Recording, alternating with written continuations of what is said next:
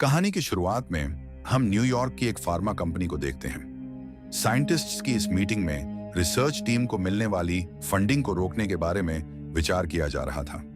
Scientists ने वादा किया था कि वे कंपनी को जुकाम से लेकर कैंसर तक की दवाइयां बनाकर देंगे, लेकिन पिछले कुछ महीनों में रिसर्च में कोई खास प्रोग्रेस नहीं हुई थी और सीईओ को लगा कि अब इस प्रोजेक्ट पर पैसे खर्च करना बहुत बड़ी गलती होगी।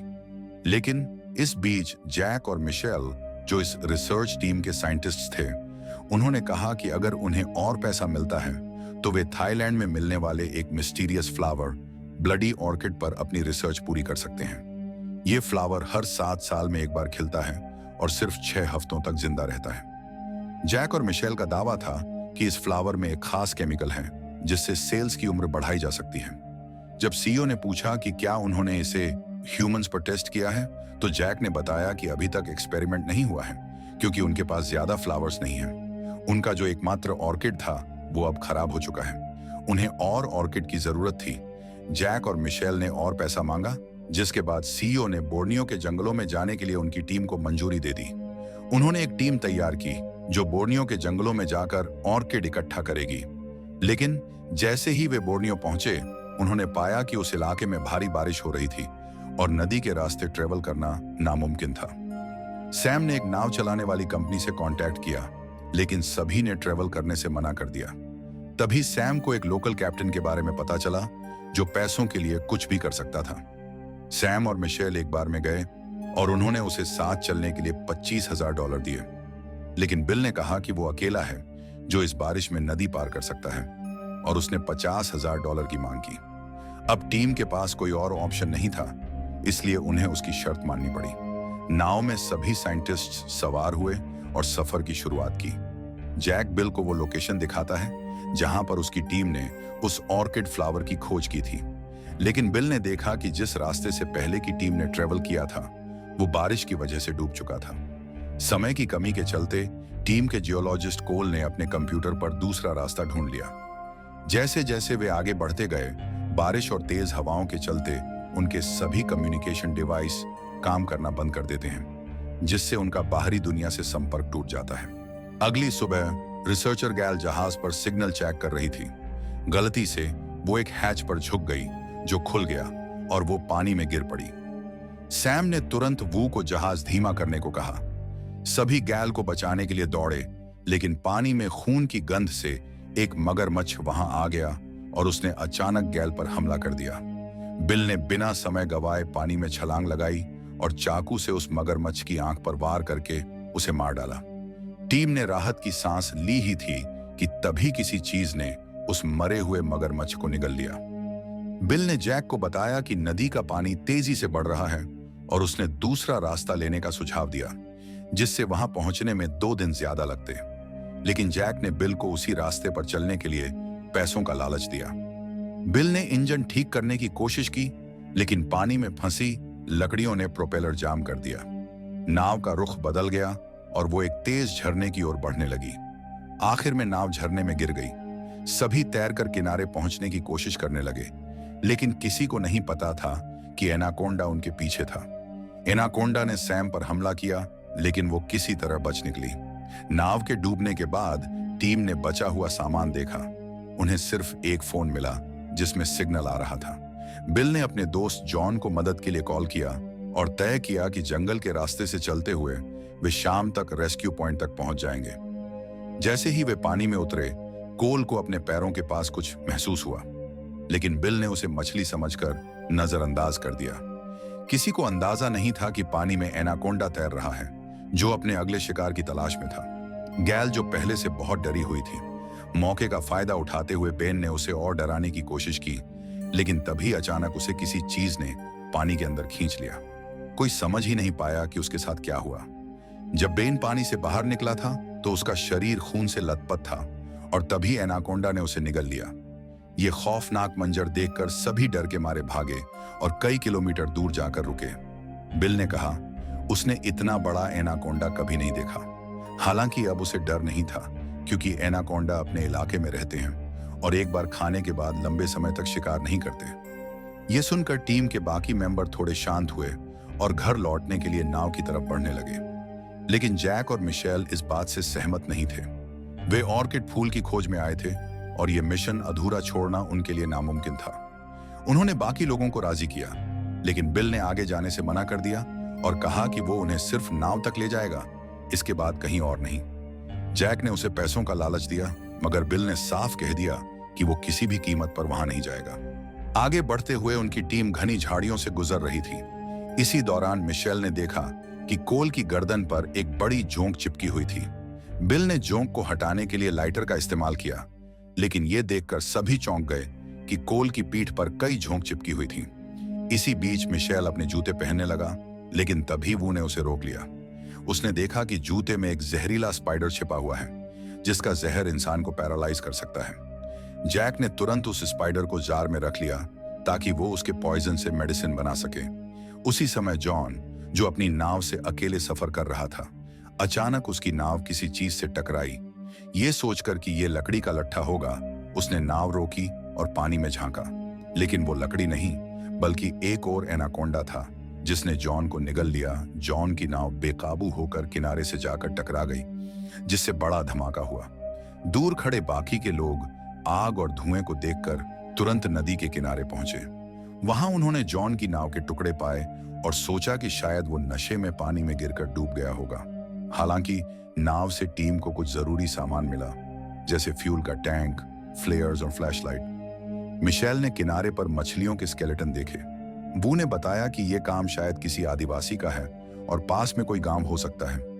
उन्होंने उस गांव तक पहुंचने का फैसला किया ताकि वहां से नाव लेकर वो वापस लौट सकें। जंगल में चलते हुए टीम को एक पेड़ के पास जॉन की डेड बॉडी मिली और ये देखकर बिल समझ गया कि जॉन को एनाकोंडा ने खाया था, लेकिन वो उसे पचा नहीं पाया। गैल ने बिल को कहा कि तुमने तो बताया था कि एनाकोंडा अपने इलाके में ही रहते हैं। इस पर बिल ने बताया कि प्रजनन के मौसम में नर सांप मादा की तलाश में जंगल के अलग अलग हिस्सों में घूमते हैं। बिल ने उन्हें वार्निंग दी कि जंगल में और भी बड़े सांप हो सकते हैं। उसने ये भी बताया कि जिस सांप ने जॉन को खाया वो शायद अभी भी भूखा है। घने जंगलों को पार करते हुए बचे हुए लोग आखिरकार एक कबीले में पहुंचे, लेकिन वहां का नजारा उनकी उम्मीदों से बिल्कुल अलग था। कबीला पूरी तरह सुनसान पड़ा था। वहां सिर्फ एक मारा हुआ एनाकोंडा था, जिसके पेट में एक आदिवासी की डेड बॉडी फंसी हुई थी। नदी किनारे पहुंचने पर उन्होंने पाया कि गांव के लोग अपनी जान बचाने के लिए भागते वक्त सारी बोट्स अपने साथ ले गए थे। अब घर लौटने का एकमात्र तरीका यह था कि वे अपनी बोट खुद बनाएं। उन्होंने गांव की झोपड़ियों को तोड़कर उससे राफ्ट बनाने का काम शुरू कर दिया। काम के बीच जैक ने कुछ देर के लिए ब्रेक लिया, लेकिन जैसे ही वो चेहरा धोने के लिए वो बेसिन के पास गया, उसे वहां एक ऑर्किड का फूल फंसा हुआ मिला। ये देखकर उसकी खुशी का ठिकाना नहीं रहा। उसने सैम को बुलाकर वो फ्लावर दिखाया। जैक ने यह अंदाजा लगाया कि इन्हीं फूल की वजह इस जंगल के रेप्टाइल्स इतने बड़े और ताकतवर हो रहे थे। वो वापस लौटने से पहले और फूल इकट्ठा करना चाहता था, लेकिन टीम के बाकी लोग, खासकर मिशेल, इस खतरनाक सफर के खिलाफ था। जैक की जिद और लालच ने टीम को दो हिस्सों में बांट दिया। सैम और मिशेल ने उसका विरोध किया, जबकि जैक ने बिल को और पैसों का लालच देकर अपनी बात मनवाने की कोशिश की। लेकिन जब किसी ने उसकी नहीं सुनी तो गुस्से में जैक टीम से अलग जाकर बैठ गया, जबकि बाकी लोग रात भर मेहनत करके राफ्ट बनाने में लगे रहे। अगली सुबह मिशेल एक झोपड़ी में दवा ढूंढने गया। वहां उसने जैक के बैग में एक जिंदा स्पाइडर, एक गन और एक फोन पाया। उसने इमरजेंसी नंबर से कांटेक्ट करने की कोशिश की, लेकिन तभी जैक वहां आ गया। उसने मिशेल को ऑर्किड की खोज में साथ चलने के लिए कहा, लेकिन मिशेल के मना करने पर जैक ने गुस्से में डिब्बे से मकड़ी निकाली और उसे मिशेल पर फेंक दिया। मकड़ी ने उसे काट लिया, जिससे वो तुरंत पैरालाइज हो गया। जैक ने फोन और बंदूक उठाई और वहां से चला गया। राफ्ट पर लौटकर जैक ने टीम से कहा कि कोई मिशेल को परेशान न करें, लेकिन सैम को उस पर शक हुआ और वो मिशेल को देखने गई। वहां उसने देखा कि मिशेल पूरी तरह से पैरालाइज हो चुका है और उसके हाथ पर मकड़ी के काटने का निशान है। तभी मिशेल ने अपनी आंखों से सैम को वार्निंग देने की कोशिश की कि पीछे एक एनाकोंडा है, लेकिन सैम इसे समझ नहीं पाई और बाहर जाकर जैक से बहस करने लगी। इसी दौरान एनाकोंडा ने मिशेल पर हमला कर दिया और उसे निगल लिया। उन्होंने झोपड़ी को जलाकर एनाकोंडा को मार डाला, लेकिन जब वे नदी किनारे पहुंचे तो पाया कि जैक राफ्ट लेकर फरार हो गया था। एक और बोट बनाने के लिए उनके पास और लकड़ी नहीं थी, इसलिए वो जैक का पीछा करने लगे। जंगल में चलते हुए उनका सामना कई जहरीले सांपों से हुआ।